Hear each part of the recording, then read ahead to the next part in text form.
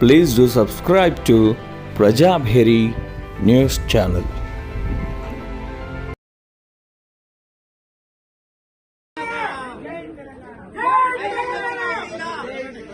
రైతులకు బేడీలా గిరిజన రైతులకు బేడీలా గిరిజన రైతులకు బేడీలా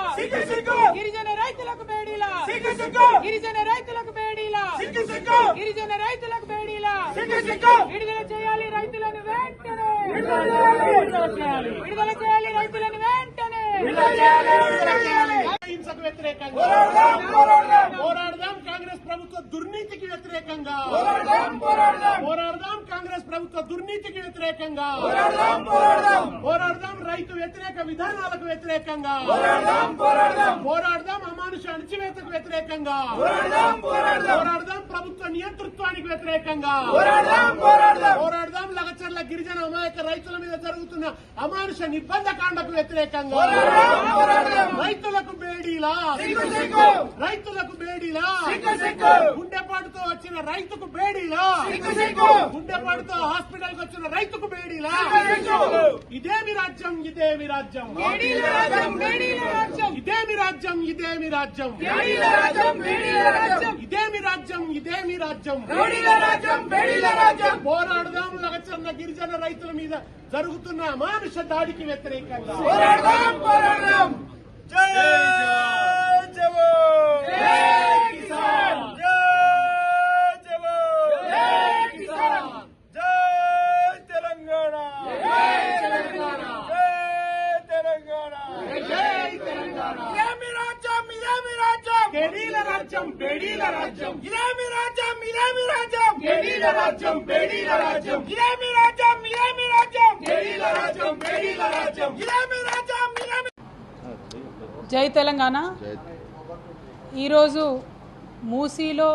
మూసీ నది పరివాహక ప్రాంతంలో మూసీ ప్రక్షాళన పేరుతోని ఈ ప్రభుత్వం చేస్తున్నటువంటి విధ్వంసం పైన శాసన మండలిలో బీఆర్ఎస్ సభ్యులందరం కూడా మేము రకరకాల అంశాలను రేకెత్తించడం జరిగింది.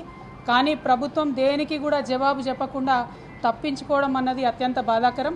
కానీ మేము సంధించినటువంటి ప్రశ్నలతో ఈ మూసీ మీద ఉన్నటువంటి కన్ఫ్యూజన్ అంతా పోయే విధంగా శ్రీధర్ బాబు గారు ఒక్క మాట మాత్రం ఒప్పుకోవడం జరిగింది. అదేమంటే 4100 కోట్ల రూపాయలతోని ప్రపంచ బ్యాంకులో రుణానికి మేము అప్లై చేసినటువంటి మాట వాస్తవమే అని చెప్పారు. మరి ప్రపంచ బ్యాంకులో రుణానికి పోయినప్పుడు డిపిఆర్ లేకుండా ఎట్లా ఇస్తుంది ప్రపంచ బ్యాంకు అని మేము అడిగిన దానికి మాత్రం ఆయన సమాధానం దాటవేసిండు. ఇవాళ ప్రజలుగా మనందరం ఆలోచించుకోవాలి.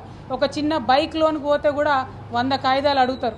4100 కోట్ల రుణాలు ప్రపంచ బ్యాంకు నుంచి అడిగినప్పుడు మరి డిపిఆర్ లేకుండా ప్రపంచ బ్యాంక్ ఇస్తుందా? మరి ప్రభుత్వం ఇవాళ శాసన మండలిలో శాసనసభలో తప్పుడు సమాధానాలు ఇచ్చి సమాజాన్ని తప్పుదోవ పట్టించేటటువంటి ప్రయత్నం చేస్తూ ఉంది. దీన్ని మేము తీవ్రంగా ఖండిస్తూ ఉన్నాం. మీరు ఏదైతే మూసీ నది ప్రక్షాళన కోసం బీఆర్ఎస్ పార్టీ ఎన్నడూ కూడా వ్యతిరేకం కాదు. కానీ ఒక ప్రణాళికాబద్ధంగా స్టేజ్ వైజ్గా ప్రక్షాళన చేయాలని బీఆర్ఎస్ పార్టీ భావించింది. అందుకే మొదటగా ఎస్టీపీలు కట్టి ముందు వాటర్ క్లీన్ చేసి తర్వాత అక్కడ ఉన్నటువంటి ప్రజలు వారి అవసరాలు ఆలోచన చేసుకొని వారిని రీహాబిలిటేషన్ చేసిన తర్వాత ఏమన్నా కార్యక్రమాలు చేయాలనుకున్నారు. మొత్తం డీటెయిల్గా రీసెర్చ్ చేసినాక 7000 పైచిలుకు మంది ఇండ్లు పోతున్నాయంటే కేసీఆర్ గారు ఆ ప్రాజెక్టు జోలికి పోలేదు. ముందు క్లీన్ చేద్దామని ఎస్టీపీల జోలికి కేసీఆర్ గారు పోయారు. కానీ రేవంత్ రెడ్డి గారి ప్రభుత్వం 7000 మందికి ఎఫెక్ట్ అవుతుంది డైరెక్ట్గా అని తెలిసినా దాదాపు 15,000 పైచిలుకు మందికి ఇప్పటికే మార్కింగ్ చేసినా ఏమాత్రం కనికరం లేకుండా వారికి ప్రత్యామ్నాయ గృహం వసతి కూడా కల్పించకుండా మరి బుల్డోజర్లతోని ప్రజల మీద పడడం అన్నది చాలా దారుణమైన విషయం. ఒక పక్క ప్రజల్ని ఇబ్బంది పెట్టడం, ఇంకొక పక్క శాసనసభలో శాసన మండలిలో తప్పుడు సమాచారం ఇవ్వడం, ఇవి రెండు కూడా ప్రజల్ని మభ్యపెట్టేటటువంటి కార్యక్రమాలు. వీటిని బీఆర్ఎస్ పార్టీ తరఫున తీవ్రంగా ఖండిస్తూ ఉన్నాం. మూసీలో పేద ప్రజలు ఎవరైతే ఉన్నారో వారికి చిన్న ఆస్తి నష్టం కూడా జరిగినా బీఆర్ఎస్ పార్టీ ఊరుకోదు, మీ పక్షాన నిలబడి పోరాటం చేస్తుందని చెప్పి ఈ సందర్భంగా తెలియజేస్తూ